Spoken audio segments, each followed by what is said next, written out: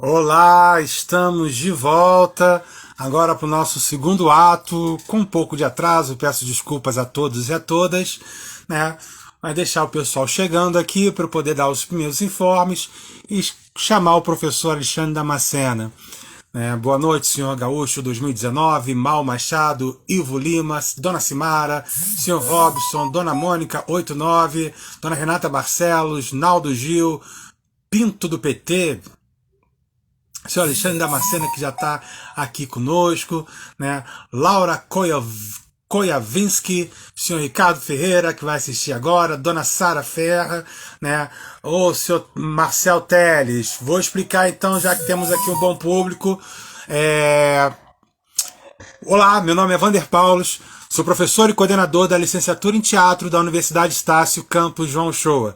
E esta é a nossa escuta cênica, um bate-papo no Instagram, um bate-papo pelo canal @licenciatura Teatro JU, um bate-papo sobre teatro, educação, artes e culturas.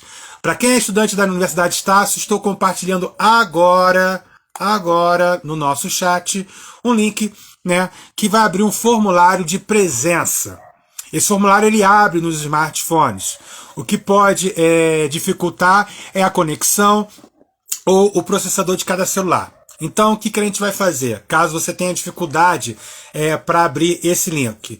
Quando eu compartilhar a tela com o professor Alexandre Damascena, você dá um print na tela, escreva seu nome, a sua matrícula e mande um direct para mim. Eu só vou aceitar o print da tela compartilhada com o professor Alexandre Damascena. Coloque seu nome, a matrícula e mande um direct para mim. Durante a entrevista eu estarei mandando o link para aqueles para vocês irem tentando. Caso consigam, beleza. Caso não consigam, novamente, printa a tela compartilhada, escreva seu nome, sua matrícula e mande um direct para mim. O segundo informe é que estão abertas as matrículas, né, para nossa licenciatura, né? A gente acabou de conversar com o professor Ricardo Ferreira. Nossa licenciatura ela tem o conteúdos e metodologias do ensino do teatro para a educação inclusiva. Nós temos também a linguagem do palhaço, da contação de história. Nós temos também, né, fundamentos da atuação cênica com ênfase no teatro de rua. Disciplinas que nenhuma outra licenciatura aqui no Rio de Janeiro pode oferecer e nós, da Universidade Estácio, campus João Shoa, oferecemos. Se você tem um amigo, uma amiga que queira ser professor de teatro, ou você mesmo, querendo uma segunda graduação, me procure, me acione pelo direct, para a gente poder bater um papo, eu apresentar o curso, e até mesmo, quem sabe, conseguir uma bolsa bacana para que você possa realizar o seu sonho. Ou mande um e-mail para mim, vander.santos@estácio.br, Vander com W. De novo, vander.santos@estácio.br. Quem já tem uma graduação e quer fazer uma pós-graduação, quero dizer também que as matrículas para nossa pós-graduação em artes cênicas estão abertas. Nosso curso é na Presidente Vargas, né? As aulas estão sendo por acesso remoto e elas acontecem todo sábado a partir de agora, de abril. Então, entre contato, a ênfase da nossa especialização é no teatro, as artes cênicas, na contemporaneidade. E por fim, o último informe é para você que é estudante da Universidade Estácio. A licenciatura em teatro da Universidade Estácio está com um laboratório de ensino de teatro. Esse laboratório ele oferece uma série de oficinas do ensino do teatro para os estudantes, né, de cursos irmãos à nossa licenciatura. A partir do dia 6 de abril, toda terça-feira, de 5h30 até as 7h30, estaremos oferecendo a oficina preparando a apresentação do seu TCC. Nessa oficina, a gente passará alguns exercícios de voz, de projeção vocal, de improviso, para a montagem de um roteiro mental para a apresentação do TCC, um momento de suma importância para a vida de qualquer um, né, que frequente o banco de uma universidade.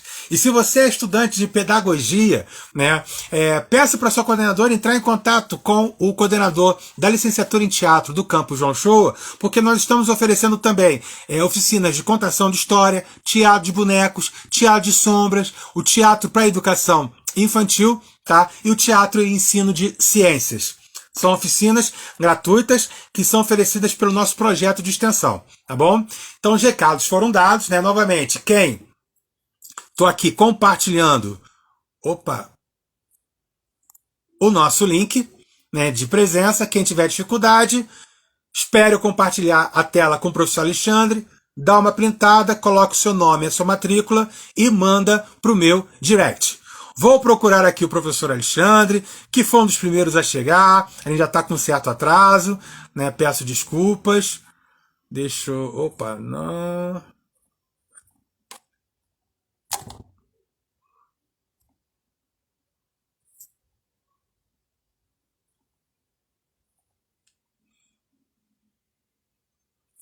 Deixa eu procurar o professor Alexandre. Estou procurando aqui. Dona Simara já achei. Seu Ricardo também já achei. Achei, professor Alexandre.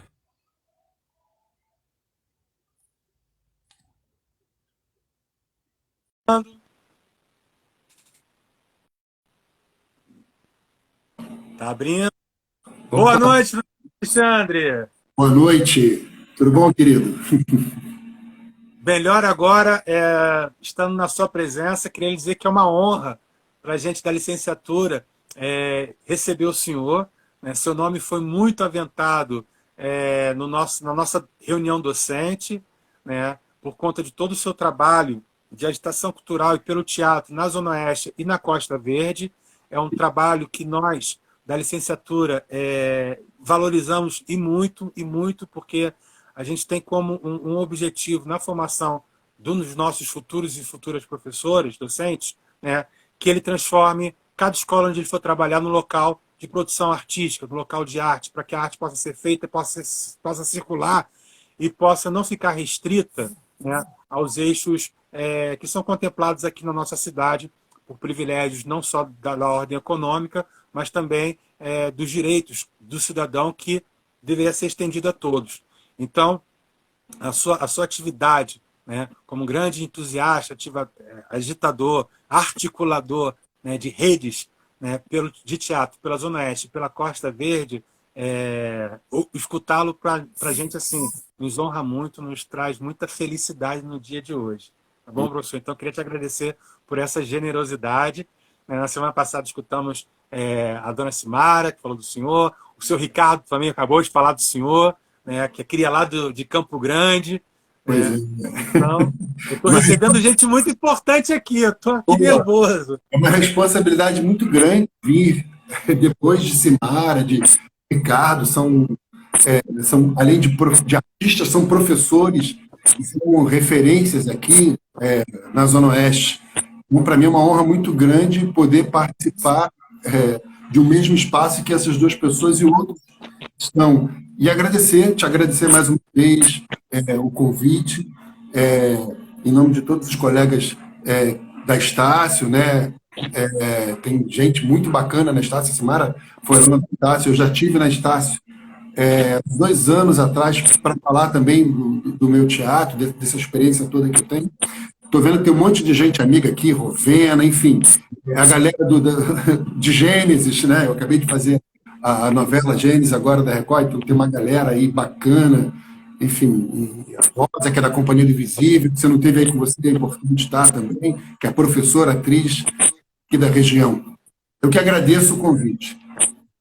Ó, professor, depois você me manda o nome pelo zap, porque eu estou chamando. Eu quero conversar, né? Porque é assim, o teatro que a gente acredita é esse teatro feito por todas as partes, né? Trazendo todos os gêneros. E aí, né? Para a gente começar a nossa live, a gente conhece, né? Todo mundo conhece Machado de Assis, né? Os seus contos, os seus romances, mas poucos conhecem a dramaturgia de Machado de Assis, né? E o senhor estuda, essa é o seu autor, né, que é o estudo do seu doutorado, se eu não me engano, não é isso? Isso, E, exatamente. assim, o que caracteriza essa dramaturgia do Machado de Assis? Existem pontos de contato, convergência com a obra dele enquanto contista, enquanto romancista, né? Até mesmo um certo humorista, né? Porque ele tem um humor baseado numa ironia muito fina. Né? Como é que esse teatro se apresenta? Então, vamos lá. Boa pergunta, né? Você começou falando muito bem, né? As pessoas conhecem muito Machado, romancista, contista, cronista, né? Mas o Machado foi desses autores que passeou por todas as formas de escrita, né? Por todos os gêneros. Então, Machado escreveu romance, escreveu conto, escreveu crônica, Machado escreveu dramaturgia, Machado escreveu poesia, Machado escreveu ensaio, Machado escreveu crítica literária e crítica de teatro. Né? Aos 20 anos, Machado já era crítico de teatro. Aliás, o primeiro trabalho do Machado começa como crítico de teatro. Né? No teatro, Machado, além de escrever dramaturgia, foi crítico e foi censor de teatro. Né? Então, as peças que eram apoiadas pelo governo na época tinham que passar pelo crivo do Machado de Assis. Então, a gente tem essa faceta. Né? Se alguém me pergunta sobre o que é o teatro do Machado, eu gosto de dar uma resposta dita por ele mesmo, que é uma frase dele que eu coloquei na abertura da minha tese, que é assim, ó: o teatro para o povo, o teatro é para o povo o que o coro era para o antigo teatro grego, uma iniciativa de moral e civilização. E aí é muito importante essa fala, a literatura do Machado. Você me pergunta qual é o ponto de contato. Exatamente, quando eu terminei o meu mestrado eu falei sobre... Cadê isso? Falei sobre esse cara aqui, ó. Quem não leu, leia. Ferrez. Esse livro aqui é o primeiro romance dele, chamado Capão Pecado. Ferrez é um escritor da periferia de São Paulo, né, e que retomou o termo literatura marginal. Então, a minha dissertação de mestrado eu falei sobre literatura marginal. E aí, quando chegou no doutorado, eu falei, tinha acabado de falei, eu quero ler alguma coisa que não seja literatura marginal. Fui lá, na minha estante, e catei esse livro, O Teatro de Machado de Assis. Porque eu falei, gente, eu já li Machado, a minha graduação, a minha monografia foi sobre Machado de Assis. Né? E aí eu falei, cara, vou ler a primeira peça. Aí eu li a primeira peça e falei, caraca, gostei. Vou ler a segunda. Caraca, eu gostei de novo. Quando eu vi, já tinha lido a peça toda do Machado. E aí eu me parei perguntando, falei, caramba, por que eu não tinha lido ainda as peças do Machado? Justamente porque tinha essa questão de que o teatro do Machado não é legal, o teatro do Machado é ruim, não é bom, está muito longe e tal. E aí, como eu gostei do que eu li, eu falei, cara, então vou pesquisar sobre isso. Vou preparar um projeto para o doutorado, que eu posso tanto encaminhar para o Rio, né, para a Faculdade de Artes Cênicas, como eu posso encaminhar para a UFRJ, lá para a Faculdade de Letras, de Literatura Brasileira. Eu falei, o que abrir primeiro eu tento. Então, acabou abrindo primeiro a UFRJ, eu também já tinha feito meu mestrado em Literatura Brasileira, fui fazer o meu doutorado em Machado. E aí, o que eu reparei? Qual é a característica principal que as pessoas apontam na literatura do Machado, seja nos contos como nos romances? A questão da ironia. Né? Como você mesmo disse, a fina ironia. E eu percebi que essa mesma ironia também aparecia na dramaturgia do Machado. E aí, eu fui estudar sobre isso. Falei, opa, então tem um ponto aí em comum. O Machado também aplica o que eu chamo de dispositivo da ironia, que ele coloca lá nos contos e nos romances, né? Ele também aplica isso na sua dramaturgia. E aí, para quem está escutando a gente aqui, é muito importante isso, porque quando a gente fala de ironia, eu não estou falando de uma ironia de dizer eu gosto de você. Não é uma ironia de jogo de palavra. A gente está falando de uma ironia que a gente chama de ironia literária, né? Ou, no caso das peças, de uma ironia dramática. O que significa isso?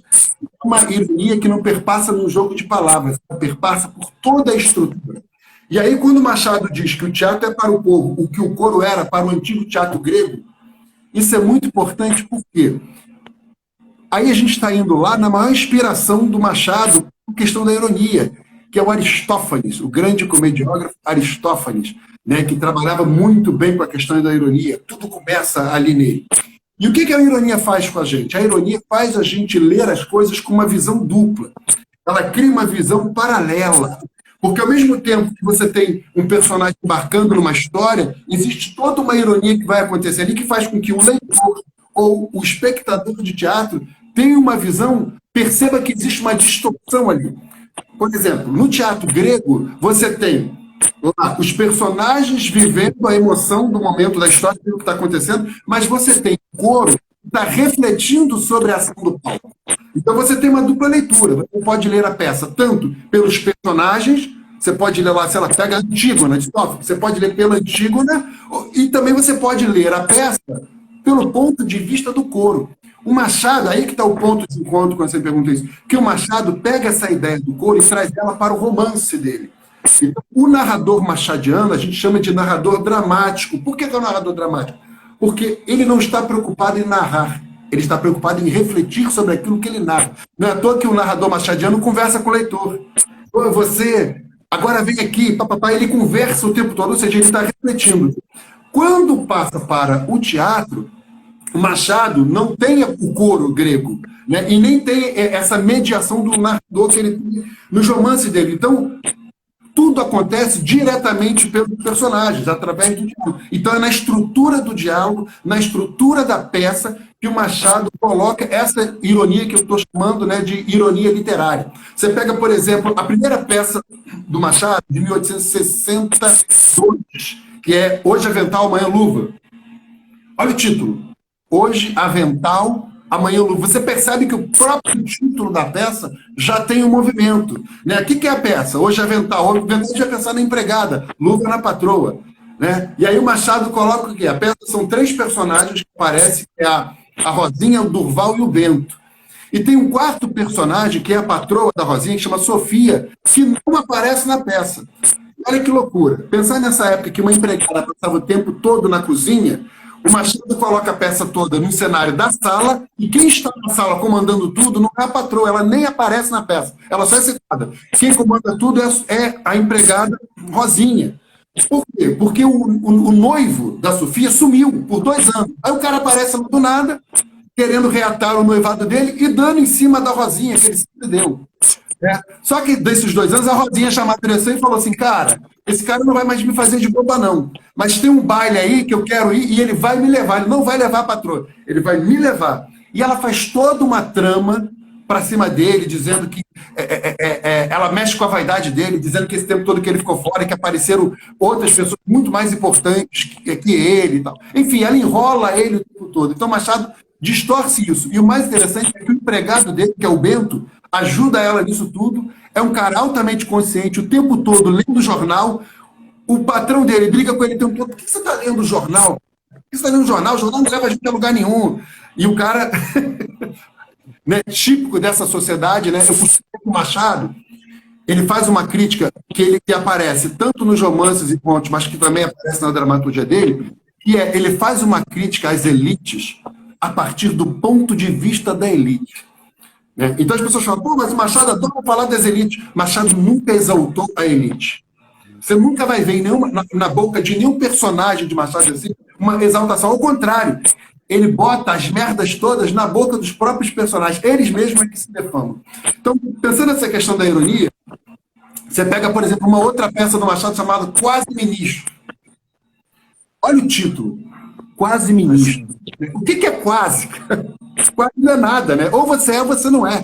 O que é a história? A história é de um deputado chamado Luciano Martins, que começa a aventar na cidade do Rio de Janeiro que ele vai ser ministro. Ah, você vai ser indicado para ministro. E aí começa a aparecer um monte de gente interesseira na casa dele, convidando ele para jantar. E cada um quer oferecer uma coisa. Um é jornalista, fala, eu vou fazer uma matéria sobre você. Um é inventor, fala, eu tenho uma grande invenção que vai mudar, vai colocar o Brasil no topo do mundo. O outro é um poeta que vai escrever um poema. Aparece uma dezena de pessoas e ele fala, gente, mas eu não sei se você é ministro. É um boato. Nada, você vai ser ministro sim, você que não pode, você não é de todo. Enfim, quando chega no final da história, descobre-se que ele não vai ser ministro. Todas essas pessoas não esperam 1 minuto sequer. Elas metem o pé e vão embora atrás da tal pessoa que virou ministro. Ou seja, ele fica... né? E aí ele não vira ministro, ainda fica sem o tal jantar que estavam convidando ele. Quer dizer, altamente irônico, né? Você vê como é que o Machado revela pra gente as discussões dessa sociedade. E aí, nessa questão toda das pessoas falarem, poxa, mas o Machado talvez não tenha se dedicado tanto ao teatro. A última peça do Machado, que é, por sinal, uma das que eu mais gosto, de Seleção de Botânica, foi escrita em 1906. O Machado morreu em 1908. Olha só, então já era Machado consagrado, já estava ali. Olha a ironia da peça. A peça chama-se Lição de Botânica. Mas o que é essa lição de botânica? Vamos lá. A história é do Barão Sigismundo, que é um botânico, que é um cientista, e que ele quer fazer do sobrinho dele o seu sucessor. Mas ele tem um lema. Ou você se dedica à ciência, ou você se dedica ao amor. Aos dois não dá. E o sobrinho dele fala, eu sou apaixonado por uma menina. Não, não pode, você vai ser meu sucessor. Não pode se apaixonar, você tem que se dedicar à ciência. E a peça se chama Lição de Botânica. O que é que ele fala? Vou fazer o seguinte, vou lá na casa da mãe dela, avisá-la de que, infelizmente, você não vai poder namorar porque você vai se dedicar à ciência. Mas, como eu disse que Machado é altamente irônico, quando o cientista vai lá falar com a mulher, o que acontece com ele? Ele se apaixona pela mulher. E aí acabou toda a história, ele aceita que o sobrinho namore a menina e acabou toda a história. Ou seja, qual é a lição de botânica? Não é do cientista, é que nós não podemos prever. A gente não pode chegar a nenhuma verdade absoluta. Então, o Machado, ele revela isso para a gente. Nessa sua pergunta, esse é o que eu entendo que ele tem de ponto em comum com a sua escrita, tanto nos romances quanto nos contos e nas crônicas. É esse dispositivo da ironia. Professor, o senhor falou do trabalho do Machado, né, enquanto crítico e enquanto censor. Você chegou a ter acesso a algum tipo de relatório do Machado, ou algum tipo de relatório dele censurando ou aprovando alguma peça, e também acesso às críticas? E dessas peças que o senhor estudou, o senhor relatou para a gente, tem registro de montagem? Como é que foi? Então, vamos lá. Bom, primeiro, Machado como censor, né? Tem uma história muito boa. Você vê como é que é o pensamento do Machado. Ele censurou uma peça porque o camarada se apaixona por uma mulher muito rica, né? E no final da história ele acaba casando com ela. E o Machado censurou a peça. Ele falou, isso nunca vai acontecer, vamos ficar fazendo fantasia. O Machado tinha tanto compromisso em trazer as coisas claras para a população que qualquer traço de romantismo que ele entendesse. O Machado vive uma época que a gente está ali, né, nessa transição do romantismo, né, para o realismo, naturalismo e tal. Então, quando ele vê que o cara coloca uma peça em que essa associação de uma pessoa pobre que vai casar com essa rica e que esse amor e foram felizes, sempre ele censurou a peça e ele falou para o cara, se você não mudar esse final, você vai mudar porque isso não vai trazer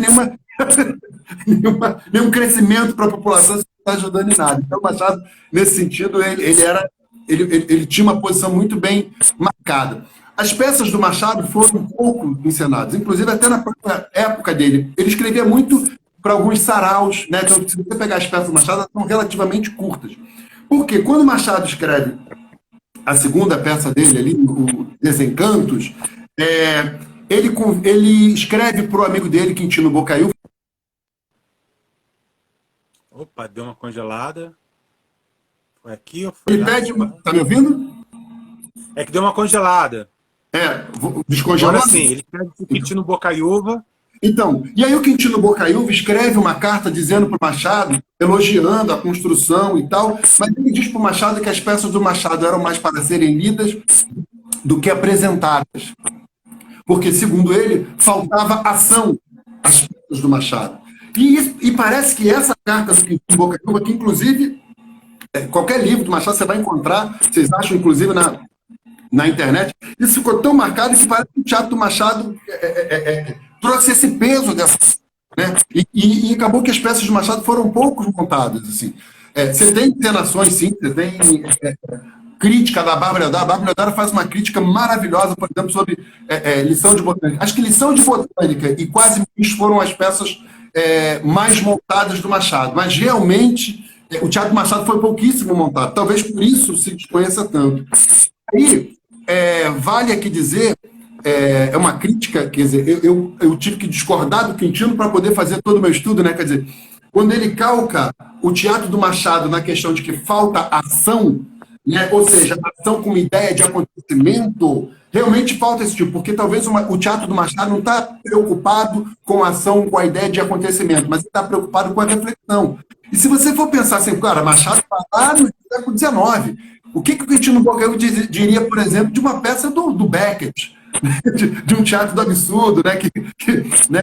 Se você for pensar até Hamlet mesmo, se você for pensar em termos de ação, Hamlet é um príncipe que passa uma peça inteira entre o ser ou não ser, ou seja, eu vou agir ou não vou agir, passa uma peça inteira para tentar decidir. Então, o teatro do Machado, eu costumo dizer que ele não é um teatro de ação, nesse sentido de um acontecimento. Você não vai ter um acontecimento. Ao contrário, o Machado frustra o tempo todo. Né? Ele é um teatro de reflexão. Se você for pensar, por exemplo, em Horas Póstumas de Brás Cubas, que é o grande livro do Machado de Assis, se você for pensar do ponto de vista do acontecimento, você também não vai ver nada, mas a grande questão ali são aquelas peripécias, aqueles pensamentos, o que se revela através desse grande personagem que é o Brás Cubas, né? Quer dizer, que revela toda a futilidade dessa vida da elite brasileira, né? Que é uma elite que é só casca, né? Mas que por dentro é vazia. É isso que o Machado está interessado em revelar, mais do que um acontecimento, uma traminha aqui. O Machado está mais interessado em fazer a gente refletir. É. E aí, saltando do Machado, né, indo para o teatro de periferia. Você chegou a já montar? Você já fez algum tipo de montagem do Machado? Já se arriscou? Pelo menos os contos? Eu fiz eu organizei das peças do Machado.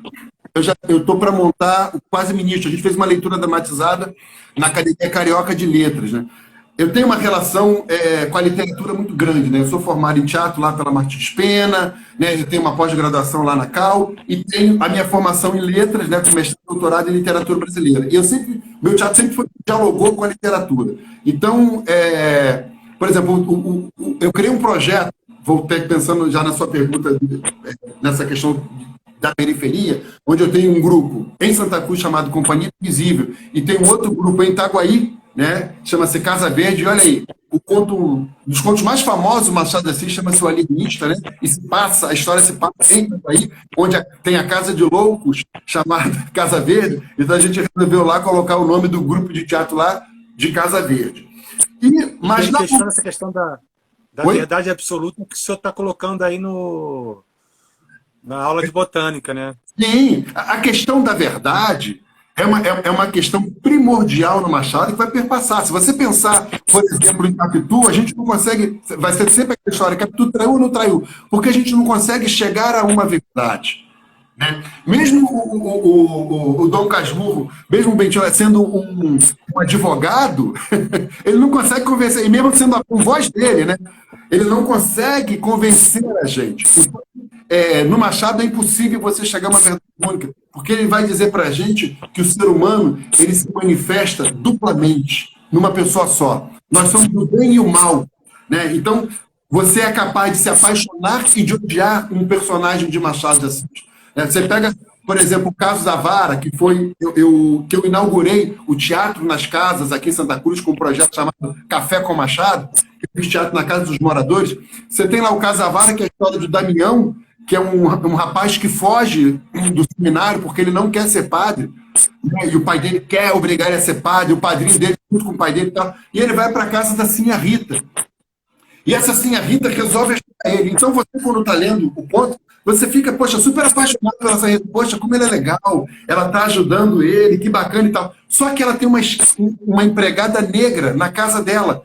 E ela trata como uma indiferença. Aliás, o conto se chama O Caso da Vara, justamente porque ela tem uma vara que fica pendurada na sala. E toda vez que a menina não cumpre direito a alguma obrigação, ela pega aquela vara e bate nela. Tanto é que ela passa o tempo e fala assim: ó, tá vendo aquela vara ali? Se até a noite esse trabalho não é feito, você sabe que vai acontecer.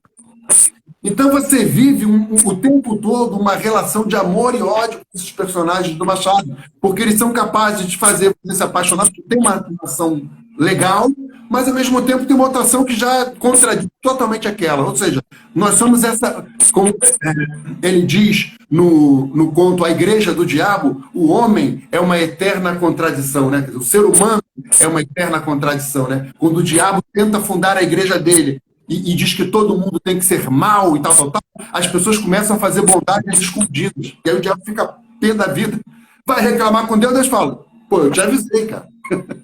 Ser humano é uma eterna contradição. E já que o senhor falou dos dois grupos de teatro, né, da Casa Verde e o de Santa Cruz, que é o Teatro do A companhia. Invisível, né? Isso, ser do invisível. Além da Companhia do Invisível, além de ter o senhor como fundador, quais são as outras pontes, né? Em termos de estética, em termos de proposição, até mesmo política, né? Porque fazer teatro na Zona Oeste é uma postura política, né? Uma militância. Eu costumo dizer que é, antes de mais nada, uma missão. E aí é por isso que a minha dissertação de mestrado ela foi trabalhar com a questão da literatura e o território, que é o teatro que eu trabalho. A palavra território, ela vem de terror e de terra, ou seja, luta pela terra, né? E o que a gente percebe, quem vive na periferia sabe, né, o que é uma luta diária pela terra, né? A gente vive uma questão, uma geografia que eu costumo dizer que não é uma questão de geografia só física, a gente vive uma geografia simbólica. Então, quando um camarada sai de Santa Cruz, Campo Grande, Itaguaí, vai para a Unirio estudar, que está lá na Urca, lá na Zona Sul, a travessia dele não é só geográfica que é longe, a travessia dele também é imaginária, é no campo simbólico. Você tem que enfrentar um monte de medo, de coisas desconhecidas, você pensa assim, você não se sente aquele lugar. Né? Uma das coisas que eu tive que enfrentar para estar dentro de uma universidade, tanto no mestrado como no doutorado, foi justamente me impor assim, ali também é o meu lugar. Porque quem mora na periferia está muito acostumado com o não tem isso, não tem aquilo, papapá. Então a gente trabalha com o não tem. Mas quando você pensa na questão da territorialidade, você pensa primeiro em memória. Né? Quando eu montei a Companhia do Invisível, eu levantei 3 questões para o grupo, que era saber quem eu sou, saber onde eu estou e que teatro eu quero fazer. O morador, por exemplo, de Santa Cruz, eu que vim para cá no início dos anos 80, né, para os conjuntos da Caixa Econômica, ele não tinha história com o bairro, ele não sabia. Mas, por exemplo, Santa Cruz é onde existe a base aérea de Santa Cruz, que tem o hangar do Zeppelin. Aí eu falo, gente, hangar do Zeppelin só existiram 3 no mundo. 2 na Europa, 1 no Brasil, que está no Rio de Janeiro e Santa Cruz. Os da Europa caíram. O único hangar do Zeppelin que ainda existe no mundo está aqui, em Santa Cruz, aqui no nosso bairro. A primeira linha telefônica da América do Sul também. Exatamente, foi colocado aqui, porque a família real tinha casa aqui. O matadouro de Santa Cruz é que alimentava toda a carne do Rio de Janeiro no início do século XX. Os bate-bolas, que todos nós conhecemos, eles começaram aqui em Santa Cruz, porque as bexigas eram feitas da bexiga do boi, do matadouro. E a palavra Clovis, né, que é chamado de bate-bola, é Clovis. O que acontece? Os soldados ingleses que vinham para a base aérea de Santa Cruz se vestiam de palhaço e se chamavam de Clau. A população não conseguia falar direito. Clau virou Clovis, que chegou a Clovis. Então, até o nome nasceu aqui em Santa Cruz. Então, é muito importante você saber quem você é. Né? Saber da tua história, da tua identidade, para você se defender. Pra pensar que você não está perdido no mundo. Então, isso é muito importante. Eu acho que isso é fundamental para quem quer fazer teatro a partir da periferia. Né? Eu costumo dizer que, sempre quando eu ia para Martins Pena, as pessoas, quando eu falava, você mora em Santa Cruz, o quê? Lá longe, lá depois da Curva do Vento, no final do Rio. Eu falei, não, lá não é o final do Rio. Santa Cruz é o começo do Rio. Aqui é a porta de entrada. Então, a questão é inverter. Né? Essa questão de centro e periferia, ela é muito relativa, porque você pega, por exemplo, Itaguaí. Né? Itaguaí está na periferia, mas, por exemplo, o bairro de Chaperó, que é onde eu dei aula, lá no colégio, na escola Fusal Fucamati, uma escola do município de Itaguaí, está na periferia de Itaguaí. Né? Então, o próprio bairro, o município, também tem seu centro de periferia. Eu, por exemplo, tenho alunos lá de Chaperó que nunca colocaram o pé no Teatro Municipal de Itaguaí. Uma das minhas lutas é fazer com que aquele teatro que está no centro atenda aos mais de 100 mil, né? Se eu não me engano, tem 134 mil moradores. Né? Mas a maioria dessa população nunca colocou o pé no teatro municipal. Então, a gente tem que inverter isso. Né? Como, por exemplo, o Ricardo estava falando ali da Lona, Elza Osborne, tem o Teatro Arthur Azevedo, tudo ali em Campo Grande, que tem de morador de Campo Grande, de Paciência, de Santa Cruz, que nunca foi a esses locais, não está no gibi. E é daí que eu criei o Teatro nas Casas. Porque eu percebi que mesmo quando eu fazia teatro de graça no teatro, essas pessoas não iam. E eu ficava assim, meu Deus, por que as pessoas não vão? Aí eu lembrei de uma frase do Da Vinci, que diz o seguinte, a gente só gosta daquilo que a gente conhece. Eu falei, cara, Tá aí. Se as pessoas nunca foram ao teatro, por que elas vão sair? É mais fácil ela ir ali na esquina comprar uma cerveja, uma Coca-Cola, que ela já sabe o sabor. Então ela não sabe o sabor do teatro, ela precisa descobrir o sabor do teatro. E aí, quando eu anunciei no Facebook, olha, vou fazer uma peça dentro da sua casa, vou levar um café e vou doar um livro do Machado.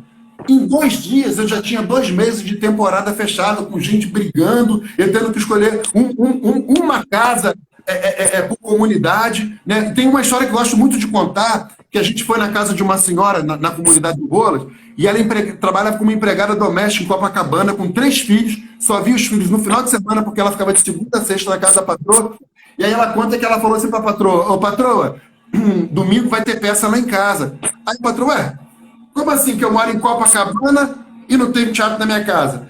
Ela falou, se a senhora quiser, a senhora vai ter que assistir lá em Santa Cruz. Quer dizer, olha a inversão aí, cara. Olha, Alexandre, da mesma maneira que eu falei com o Ricardo, assim, esse programa ele tem o nome de escuta, porque a gente precisa escutar. Né? Meus estudantes eles precisam escutar. Né? E todo professor que é artista, né, ele é um semeador de esperança mesmo, assim, de que as coisas elas acontecem. A gente falando de Machado, né, e você falou de que as peças do Machado elas eram montadas em pequenos saraus, né? E o sarau ele é uma tradição da nossa cidade, né? E isso que você promoveu na casa das pessoas são saraus. Sim. Assim como as pessoas, com certeza, faziam seresta nos seus quintais, né? Reúne seus amigos nas festas, cada um traz um instrumento. Ou seja, as pessoas carecem e gostam de cultura. Então, essa cultura tem que chegar nessas pessoas, né? Para que assim, as pessoas saibam que é importante. Então, a tua fala, a fala do Ricardo, quando vocês descentralizam, porque isso é a descentralização da produção cultural da cidade. Sabe? Fazer com que, por isso que eu falei assim, que a periferia vire cidade. E a periferia só vai virar cidade, né? E aí usando a frase do Machado. Quando o coro, né, chegar até essas pessoas, quando o teatro chegar nessas pessoas. Exatamente. Exatamente. Eu acho que eu costumo dizer aquela frase bíblica, né? Se Maomé não vai à montanha, montanha vai a Maomé. Eu nunca sei qual é a ordem, mas é uma coisa desse tipo. Se as pessoas não vinham até a gente, nós vamos até ela. Não dá para. Eu acho que uma das coisas que o artista da periferia precisa pensar é o seguinte: você não pode seguir quem faz teatro na Zona Oeste ou na Costa Verde, por exemplo, como Itaguaí, né? Você não pode tentar ter aqui a mesma lógica do teatro que acontece no centro e na Zona Sul. Primeiro que nós não temos o mesmo número de equipamentos. Né? 90% dos equipamentos de cultura estão entre o centro e a Zona Sul. Segundo, não existe temporada. Às vezes você fica aqui meses ensaiando, tá aí o Ricardo, enfim, tá todo mundo aí que faz teatro. Você passa meses ensaiando para fazer um final de semana na Lona, ou um final de semana no Teatro Arthur Azevedo. Né? Não existe aquela coisa, estou em cartaz no CCBB, fico lá 1 mês, 2 meses. Não existe isso. Então, assim, tem que se repensar. O dia que eu comecei a me repensar o meu teatro, assim, como é que eu vou fazer um teatro em Santa Cruz, que é um bairro que não tem teatro? Então, eu não posso fazer na mesma lógica do Teatro da Zona Sul. Por exemplo, o grupo lá, a Casa Verde, que é a companhia de teatro lá de Itaguaí, a gente trabalha muito com a Ariano Suassuna, que tem muitos nordestinos lá em Itaguaí. A gente trabalha sempre uma peça que ela possa ser apresentada tanto no teatro quanto nas ruas, nas praças, porque Itaguaí tem muita praça. Então, a gente sempre pensa, assim, como que a gente pode fazer com que o nosso teatro chegue na população? Porque o teatro, ele não pode ser só o espaço físico, também. Mas o teatro, ele está vivo, ele pode acontecer em qualquer lugar. Ele pode acontecer numa casa, pode acontecer numa praça, pode acontecer dentro de um ônibus, enfim, pode acontecer em qualquer lugar. Então, assim, eu procuro sempre pensar que o teatro que eu faço, ele precisa ter a capacidade de se adequar a qualquer espaço físico. A questão do espaço, ela é fundamental, justamente porque nós não temos esses espaços ditos, né, um teatro, um centro cultural, é muito pouco, é escasso. Então acaba que as casas das pessoas que são o nosso espaço. Inclusive naquela época que teve aquele incêndio na boate Kit, né, que pegou fogo, e que o prefeito do Rio, o secretário de Cultura mandaram fechar todos os teatros. Eu fui chamado para participar de uma roda de conversa lá no Reage Artista, na Glória, e estava todo mundo reclamando dos teatros estarem fechados. Eu falei assim, olha, eu não passo pelo mesmo produto que vocês, porque eu nunca nem tive teatro onde eu moro. Então, Santa Cruz não fechou teatro porque não tinha teatro. Eu faço nas casas das pessoas. Eu falei, então agora vocês estão vendo um pouquinho da questão que nós lá vivemos diariamente. Quem mora na periferia vive isso diariamente. Se você pegar, por exemplo, de Itaguaí a Paraty, que são 200 quilômetros, você não tem um equipamento de cultura do Estado. Né? Eu costumo dizer o seguinte, que o Rio de Janeiro ele tem duas secretarias de cultura, a do município e do Estado, porque a do Estado parece que só age no município do Rio. Você não vê equipamento do Estado em outros municípios que não seja no Rio de Janeiro. Né? Então acaba que o artista acaba se sentindo sozinho. Infelizmente, a gente aqui na cidade também, né? A gente não vê a gente tem uma organização econômica das artes, né, e do teatro de maneira muito restrita, né? Assim, acaba sendo voltado para meia dúzia mesmo e não se tem um pensamento orgânico do total. E com coisas muito simples, né? Novamente, as escolas. As escolas são grandes centros, né, de convergência da comunidade. Né? Já teve em algum momento essas caravanas, né, das companhias, dos grupos circularem pelas escolas. Por que não? Por que não? Hoje o SESC, né, o SESC antigamente cumpriu um pouco esse papel da descentralização, mas você não tem esse pensamento. Né? Você falou do SESC. Eu acho uma pena. Cada vez que eu vou no SESC, seja SESC Tijuca, SESC Madureira, eu sinto uma falta de ter um SESC aqui na região. Eu queria muito que tivesse um SESC em Campo Grande, por exemplo. A Zona Oeste é tão grande que o SESC da Zona Oeste fica em Jacarepaguá. Jacarepaguá fica quase 2 horas daqui de Santa Cruz. Não tem nada a ver. A Zona Oeste ela envolve essa parte aqui, Santa Cruz, Campo Grande, Bangu, Sepetiba, mas tem Barra da Tijuca, tem Jacarepaguá, são regiões completamente diferentes, que não tem nada a ver. E enorme, né? E enorme. Só para você ter uma ideia, a Zona Oeste equivale a 41% da população do Rio de Janeiro. Eu costumo dizer que todo prefeito eleito do Rio é eleito pela Zona Oeste. E depois é justamente a Zona Oeste que é esquecida. E o mais... engraçado não, né? Mas o mais curioso é que, por exemplo, você tem indústrias fortíssimas, né? E polos econômicos fortíssimos na Zona Oeste. Você está a Casa da Moeda em Santa Cruz. A Casa da Moeda fica em Santa Cruz. O polo industrial onde está a Casa da Moeda tem as empresas mais ricas da América Latina e não investem um centavo aqui no bairro. Não tem nada. Santa Cruz, por exemplo, é o bairro com o menor IDH da cidade. Santa Cruz é o bairro com mais jovem fora da escola e Santa Cruz é o bairro com mais jovem desempregado. E, ao mesmo tempo, você tem aqui um polo com as indústrias mais ricas da América Latina, com a Casa da Moeda. E impressiona não ter um SESI, não ter um SESC, não ter um SENAC nessas regiões, né? Até para a questão básica da formação da mão de obra para atender essas indústrias, para atender essas fábricas, e a partir daí você ter todo o movimento da economia e o teatro e as artes, elas vêm, como acontece em todas essas regiões que são atendidas pelo SESC, SENAI e SENAC. Né? E aí a gente fica na... Se não fazem pela gente, a gente faz pela gente, né? Exatamente, exatamente. Alguém falou aqui, eu estou vendo a Expo Márcio, falando sobre teatro do oprimido, Paulo Freire, né? Olha, o Augusto Boal é a minha maior referência, né? Eu comecei fazendo teatro do oprimido. Foi o Márcio Angelotti. Isso, né? Eu, inclusive, tive a oportunidade de ser aluno do próprio Boal. Hoje eu tenho a honra de ser amigo da Cecília. A Cecília, eu criei um projeto antes da pandemia, de conversa com alguns artistas. A Cecília Boal foi a primeira artista a ir lá em Itaguaí para conversar. Né? No ano passado, quando eu fiz lives com alguns artistas e tal, Paulo Betti, uma galera aí, a Cecília foi a primeira que eu fiz live conversando com ela. Então, assim, todo o meu trabalho é totalmente inspirado no Boal e com certeza no Paulo Freire também.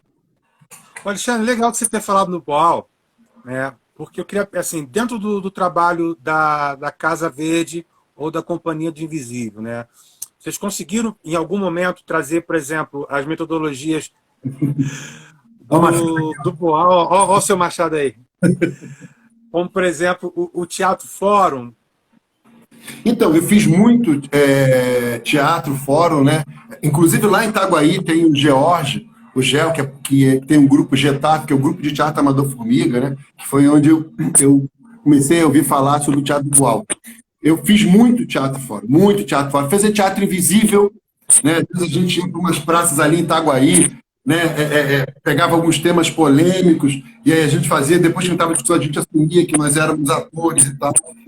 Mas com as companhias eu não cheguei a fazer diretamente, porque como eu tinha essa questão do espaço, eu queria entrar na casa das pessoas. Então, assim, eu tenho a coisa do teatro do oprimido no sentido dessa defesa do território, de saber quem você é e de saber escolher o seu público, né? Então, o que eu digo assim, eu não faço teatro fora com aquele coringa que o Bal faz, mas toda a nossa apresentação do Café com Machado sempre tem um bate-papo no final, onde a gente senta e escuta as pessoas da casa. Então, assim, a gente escuta coisas fantásticas. A gente fala assim, nossa, como a gente é pretensioso de achar que está levando alguma coisa para alguém, e a gente sempre toma um tapa na cara de cada Mas casa. o Boyle fala isso. Mas o Boyle fala isso no prefácio, né? Quando surgem as ideias do teatro do oprimido, né? Ele lá no camponês. E aí, não vamos pegar em arma. Aí o camponês, beleza, fica aqui com a gente, o cara tá indo embora. Exatamente. Então, assim, foi muito legal, porque quando a gente optou pelo Machado, muitas pessoas falaram assim, cara, não faz Machado não, as pessoas não vão entender, as pessoas não leem, assim, tem sempre essas histórias. E foi o contrário. E eu falei assim, a gente tem que fazer, sabe por quê? O Machado, na escola, só cursou até a 4ª série. Mas o Machado se tornou o maior autor da literatura brasileira. Machado veio do Morro do Livramento. Machado era mulato. Machado pegou ainda um Brasil escravocrata, e mesmo só tendo cursado até a 4ª série, estudou a vida inteira. Machado traduzia peças do francês, traduzia peças do inglês. Machado foi fundador da Academia Brasileira de Letras, né? Machado é um dos poucos autores que foi reconhecido e era chamado de mestre em vida. Muitos são reconhecidos depois. Machado não, Machado já era reconhecido e respeitado em vida. Então, se esse cara, que tinha tudo para dar errado, deu certo, por que a gente não pode se inspirar nele e também dar certo? Não é verdade? Porque assim, o Machado era genial. Cara, o Machado ele era genial sim, porque ele era altamente estudioso, dedicado. Inclusive, quando ele trabalhava na tipografia, tiveram uns colegas que foram falar mal dele pro patrão. Falaram assim, olha, e foram falar mal dele. Aquele Machado de Assis não trabalha, só fica lendo, não sei o quê. Só que o patrão dele chamou ele e falou assim, ô Machado, tá todo mundo aí falando mal que você não faz nada, que você só fica... O que você tá lendo? Eu tô lendo Shakespeare, eu tô lendo os gregos. O cara, beleza, vou te tirar desse, vou te botar num carro melhor pra você ter tempo para ler mais. Então, por aí você vê, né? Alexandre, você não acha uma injustiça? Eu, praticamente, acho uma justiça, uma justiça própria desses tempos de ignorância que a gente tem vivido, né?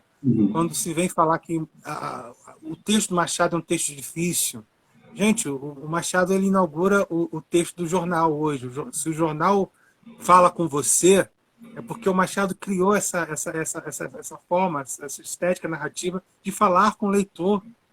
Ele está se comunicando com o leitor. Se você pegar todo o jornal brasileiro moderno, o jornalista escreve igual o Machado. Então, não vem esse local de que é uma escrita difícil, que é uma...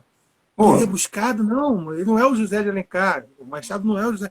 Embora tenha se inspirado, tenha sido seu mestre, né, amigo, né, pai do filho do José de Alencar. Talvez o difícil seja você compreender totalmente as ideias do Machado, né? Porque o que ele está escrevendo ali, é lógico que ninguém consegue fugir do seu tempo. Então, Machado só podia escrever com o que ele tinha no tempo dele. Então, tem algumas palavras que hoje, para a gente, já estão no passado.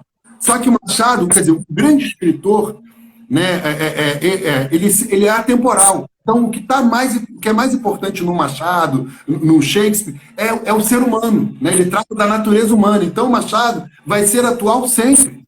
Né? Mesmo que ele tenha usado alguma palavra que hoje esteja em desando, mas eu acho que as pessoas acham difícil porque as pessoas não leem. Por exemplo, eu quando estou dando aula de literatura, eu evito, por exemplo, levar para um aluno que não está acostumado a ler, pedir ele para ler o Memórias Póstumas de Brás Cubas, porque eu sei que ele não vai ler em casa, ele vai tentar achar um resumo na internet. Então o que eu faço? Eu pego os contos que são curtos, eu leio na sala junto com eles e a gente ali abre um debate, abre um diálogo. Então, e eles saem maravilhados. Você vê, a peça, a gente apresentava lá na casa das pessoas, as coisas que nós escutávamos, como as pessoas se identificavam, por exemplo, com a empregada que a mulher maltratava, né? como elas percebiam na Sinha Rita, muitas vezes uma patroa ou um patrão. Né? Então estava tudo aí pra gente, as pessoas compreendem, a gente fica. Mas por que elas acham difícil? Porque elas não leem. Né? Se você pegar a maioria das cartas aqui, você vê que não tem livro. O brasileiro, ele lê pouco. Se a gente for comparar com os argentinos, né, com os nossos irmãos latinos aqui, o brasileiro lê pouco. Né? Eu costumo dizer que muitas vezes, infelizmente, a escola ela é até assassina de leitura. Né? Você chega, por exemplo, mas eu cheguei numa escola para dar aula, o diretor falou assim: olha, você é o professor de literatura, né? Eu falei, vou te mostrar a nossa biblioteca. Cara, a biblioteca era do tamanho de um banheiro. Na verdade, era uma sala de depósito. Eu falei, cara, isso não é uma biblioteca, isso é um depósito de livros.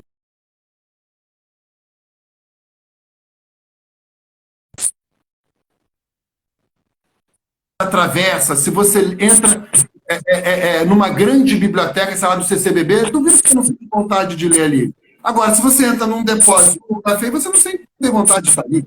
Então, o que falta a gente mesmo é leitura. As pessoas falam isso, mas se a gente for perceber, as pessoas não leem. Porque quando você lê, aí você vai perceber que dá para compreender. Para terminar, porque, ó, tô adorando escutar o senhor, teria 500 mil perguntas aqui, né? Mas você falou, quando eu lhe fiz a pergunta sobre o Teatro Fórum, foi justamente esse local que o senhor colocou do debate após a peça, né? Isso. A minha pergunta foi porque eu amo o UAU também, assim como boa parte da nossa assistência, né?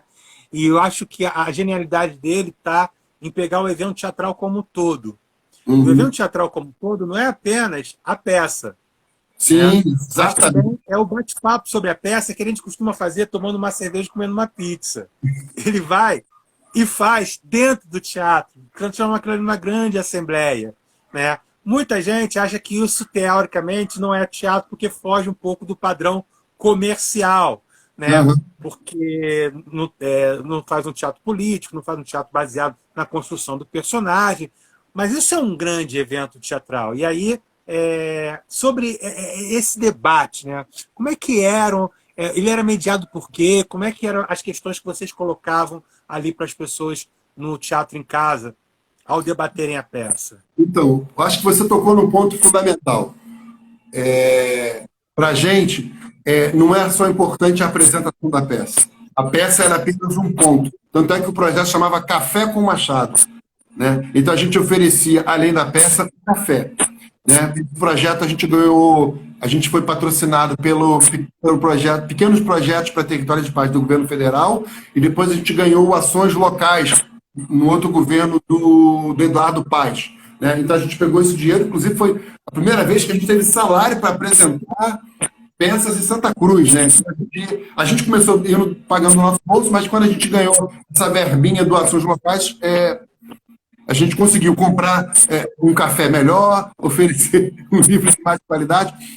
Então, assim, a gente sempre entendeu que o nosso discurso estava na peça, e depois da peça a gente abria para que as pessoas falassem sobre o que elas quisessem falar sobre a peça. Não apenas ir para eu gostei da peça ou não gostei, mas o que a gente podia relacionar o que aconteceu aqui com a nossa vida. Porque, assim, o mais interessante a gente fazer uma peça que tinha um pé no século XIX, mas tinha um pé também no século XX. Então, você estava com um pé lá e um pé cá o tempo todo. Então, assim, a casa da pessoa virava o cenário, virava a casa da Sinha Rita. Eu lembro que teve uma casa que nós fomos, que a dona falou assim, olha, tem uma senhora que vai vir aqui assistir, mas ela tem problema de coluna. Ela não vai aguentar ver a peça toda, mas ela quer sentar e assistir. Ela vai ver um pedacinho, quando a coluna dela vai levantar, vai embora, tá? Eu falei, não tem problema nenhum. E aconteceu isso mesmo no meio da peça, ela falou assim, olha, ela falou com a personagem, Sinha Rita, a senhora desculpe, agradeço o café da senhora, mas infelizmente tem problema de coluna, vou ter que ir embora. Caraca, cara, o teatro se fez, Alexandre, o teatro se fez. Entendeu? Então aconteciam coisas desse tipo. Por exemplo, a atriz está sentada e de repente entra um gato e senta no colo dela. Então virou o gato da Sinha Rita. Fora as interferências, porque assim, a gente já apresentou peça em que na vizinhança estava tocando pagode, na vizinhança estava tendo culto, na vizinhança estava tendo culto afro, enfim, de todas as religiões, e tudo isso acaba de alguma forma entrando na peça, passando o carro do ovo, enfim, todas essas coisas entram e acabam fazendo parte da peça. Então, o que a gente escutava no final era aquilo que eles estavam com vontade de ver. A gente, além da apresentação, a gente tinha a Mônica que fazia toda, registrava a peça com fotos, fotógrafa, e depois a gente doava as fotos para os moradores. E nós tínhamos um ator na companhia que desenha, ele é ilustrador. Então, quando estava acontecendo a peça, ele fazia um desenho do que estava acontecendo e a gente também doava para a família. E aí eu lembro que teve uma apresentação que teve uma senhora que assim que acabou, que a gente pediu para falar, ela saiu correndo. Eu tomei um susto, né? Aí passa um tempo depois, ela volta do banheiro, com o olho muito vermelho, e ela falou, gente, eu queria pedir desculpa a vocês, mas é porque essa é a primeira vez que eu assisti uma peça de teatro, eu fiquei muito emocionada. E eu não queria que vocês me vissem chorando. Olha isso. Então, assim, 90% do nosso público nunca colocou o pé no palco. E olha que coisa interessante, eles ficavam querendo saber como é que tinha sido a apresentação na casa dos outros moradores. Nós tivemos que... Sempre rolava isso.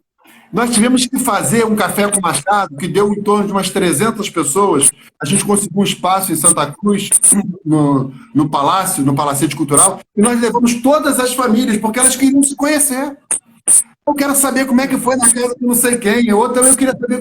Aí a gente resolveu organizar, nós conseguimos um ônibus, né? E esse ônibus levou, né? Naquela época a gente podia fazer aglomeração, nós levamos todas as famílias... É o governo que investia na cultura, né? Pois é, nós levamos todas as famílias e fizemos um grande café com Machado, preparamos um mini vídeo com fotos de todas as casas para eles verem como é que eram as casas. Porque, veja bem, quando você entra na casa de alguém, você está entrando na intimidade de alguém. Então, assim, o que a gente pedia para as pessoas, a gente falava o seguinte, olha, a peça é de graça. A única coisa que a gente quer é que você abra as portas e convide os seus vizinhos que você quiser. Mas quantos? Quantos couberem na tua sala? A peça passava na sala. Quantos couberem na tua sala? Esse é o... Se só couber 5 pessoas, vai ser para 5 pessoas.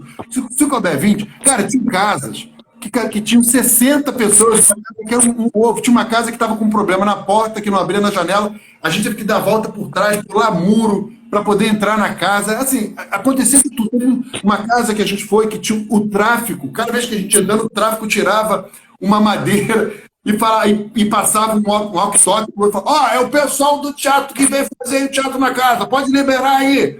Né? E aí, quando eu cheguei assim perto da casa, a senhora morava na esquina da Boca de Fumo. E os caras estavam lá, tudo armado, numa mesa com um pacote imenso de droga, um pacote imenso de dinheiro. Eu fiquei assim assustado, né? Eu falei, meu Deus do céu, quem foi que marcou a apresentação na Boca de Fumo? Eu não vou sair vivo daqui. Foi a Simara? E os caras tratando a gente super bem. Aí, quando a gente terminou a apresentação, eles fizeram escolta e falaram, vão com Deus, parabéns, o trabalho de vocês é muito bonito. Obrigado. Cara, essa tua história, ela lembra muito história de circo. Sim. E circo tem muito isso também, quando chega numa cidade pequena e tal, né? E que o teatro aqui no Rio de Janeiro, ele era feito também um pouco nesse esquema, né? Nessas regiões. Sim. Se você pega, por exemplo, a biografia da Dercy Gonçalves, ela foge com um teatro que era apresentado em quintal das pessoas. Uhum. Né? Então, de uma certa maneira, essa circulação que vocês promoveram assim, é de admirar e de a Simara tá lembrando aqui, ó, a casa sem gás para fazer café. Não foi. A gente sempre fez o café na casa das pessoas. Então, cara, a gente ficou muito sem graça, que teve uma casa que a gente foi e a dona estava sem gás. Caramba! Ela estava sem gás. Aí a gente ficou sem graça com aquele, tinha que pedir. Aí a vizinha, ela é que cedeu o gás para a gente poder fazer o café, que era o café que a gente servia. E teve uma outra casa também, Simara, que a gente foi e não tinha coador. Ninguém na casa tomava café. Então eles não tinham coador, né? Então, assim, são coisas que é muito baby, né? Que acabam. Né? E aí a gente foi aprendendo. Então a gente passou a levar já o café pronto, né? A gente deixava, como é tudo aqui um bairro, é tudo dentro do próprio bairro, então a Mônica fazia o café, ela falava, eu botava bem quente na garrafa e partia para casa para fazer a apresentação. Porque a gente corria esse risco. Às vezes tem uma casa que a pessoa não tinha gás ou não tinha coador. E aí nós juntamos. Eu não sei se você é desse tempo, né? Mas eu sou do tempo em que a gente pedia pro vizinho para ver televisão, né? Eu não cheguei a passar por isso, mas eu pedi, mas aqui na minha rua, eu tinha muitos colegas que vinham aqui em casa ver televisão, e aqui em casa foi a primeira casa que teve telefone. né? Não falo do celular, do telefone antigo. Então, eu passava mais tempo recebendo ligação para dar recado para algum vizinho do que para mim mesmo. Era um moleque, né? Então, toda a oi, eu posso falar com a dona Eni? Eu posso falar com a dona Irene? Eu posso falar com não sei quem? Então, era o tempo todo assim. Então, aqui em casa eu tinha essa referência do telefone e da televisão também. E essa coisa do teatro em casa, e chamar os vizinhos, né? É um hábito mesmo, né? Do subúrbio ou periferia, como quer que a gente chame hoje, né? Da casa ter a porta aberta, né?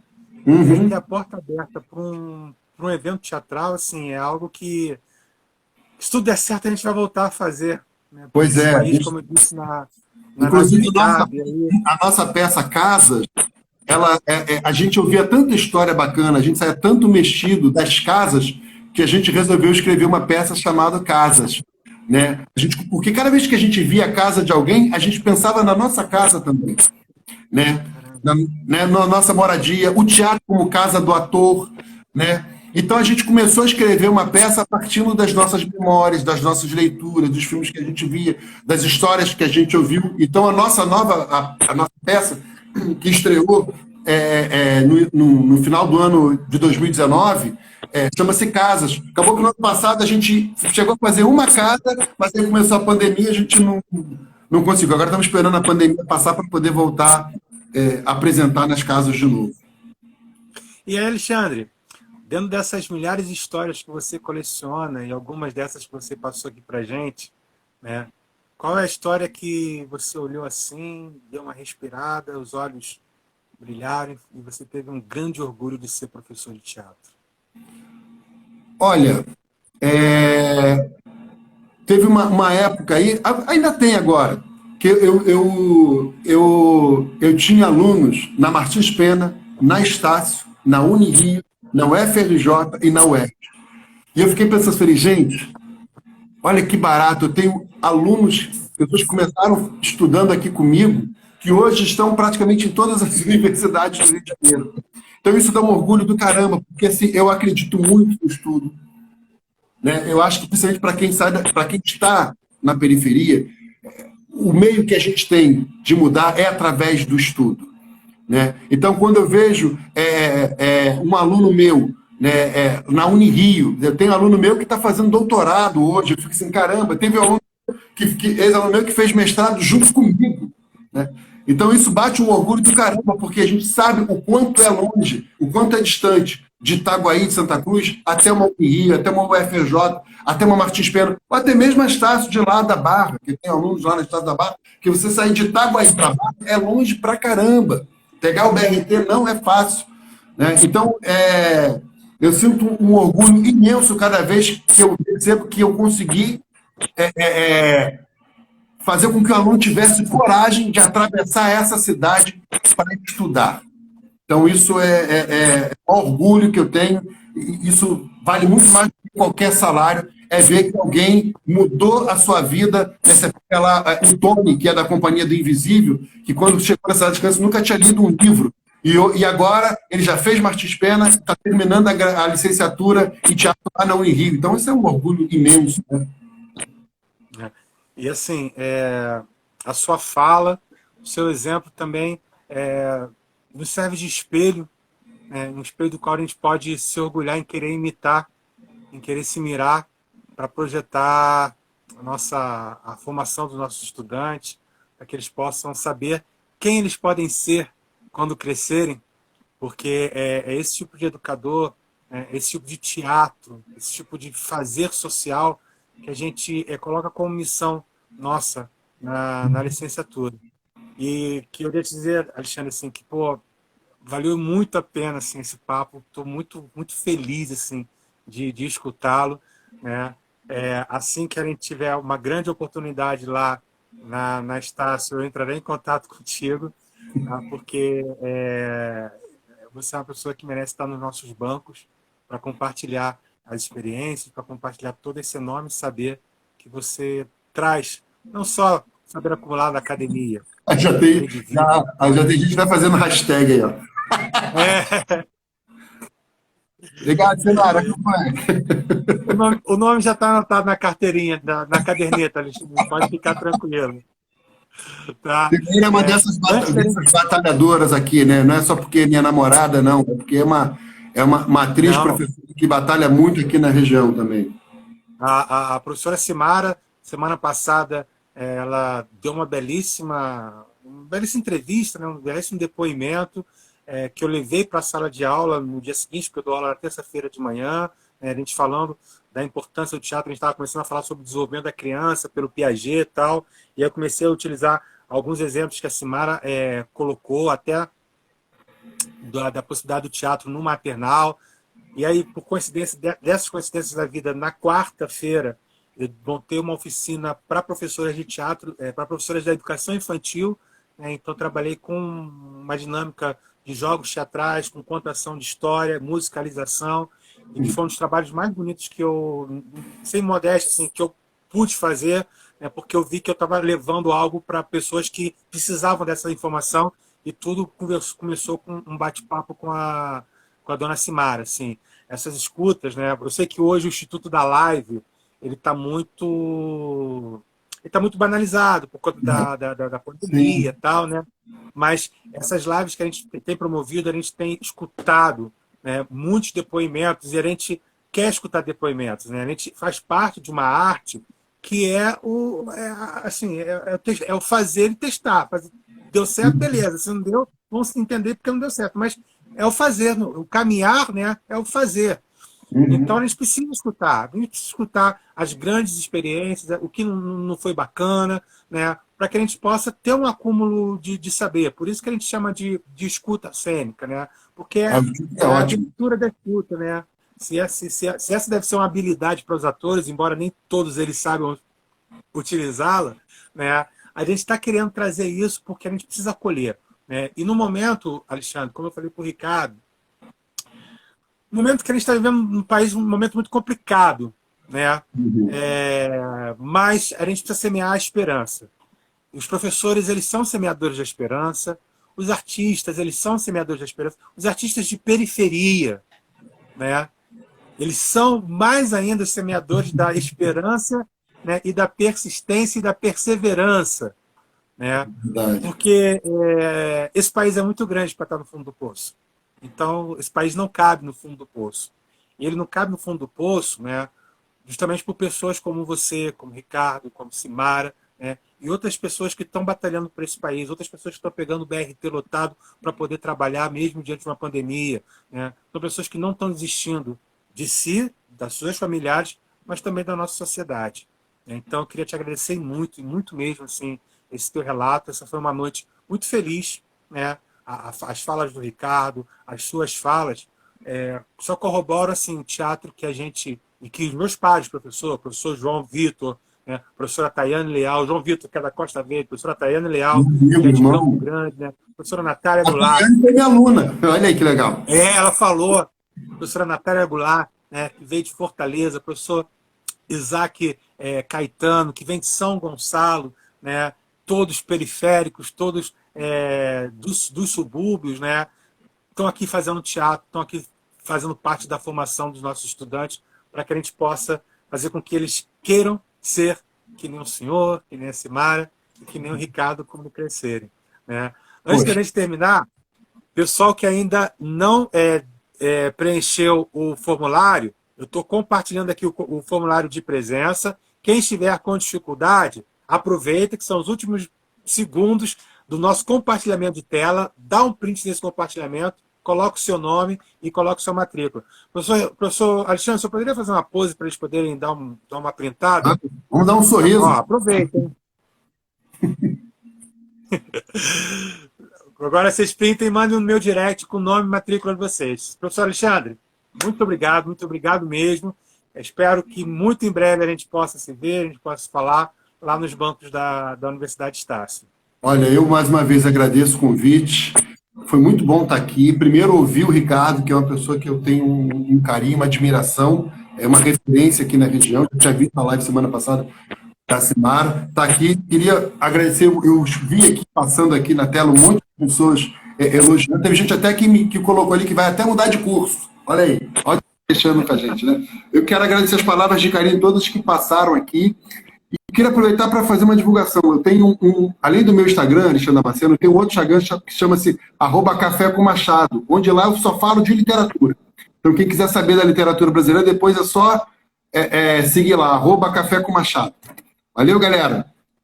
E segue lá também a Companhia do Invisível, a Casa Verde, enfim, tá tudo aí. Ok, então o nome do Ficou mudo para mim, vocês estão me perfil ouvindo. é Café com Machado, né? Alô, alô, tá me ouvindo? Alô, alô, tá me ouvindo? Obrigado, gente. Valeu, então. E ó, Amanda fica. Um beijo a todos e a todas. Beijo, gente. Tchau.